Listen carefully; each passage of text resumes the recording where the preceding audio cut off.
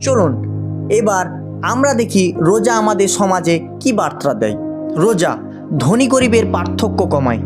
যখন আপনি ক্ষুধা অনুভব করেন তখন বুঝতে পারেন দরিদ্রের কষ্ট। এই কারণে রমজানে জাকাত ও সাদকার গুরুত্ব বেশি। রোজা শুধু ব্যক্তিগত ইবাদত নয়, এটি সামাজিক সংস্কার। রোজা সারাদিন না খেয়ে থেকেও আপনার শরীর ভেঙে পড়ে না, বরং ফ্যাট বার্ন করে, কোষ পরিষ্কার করে, হরমোন ব্যালেন্স করে, আত্মসংযম বাড়ায়। আর কোরআন 1500 বছর আগে বলেছিল রোজার উদ্দেশ্য তাকওয়া।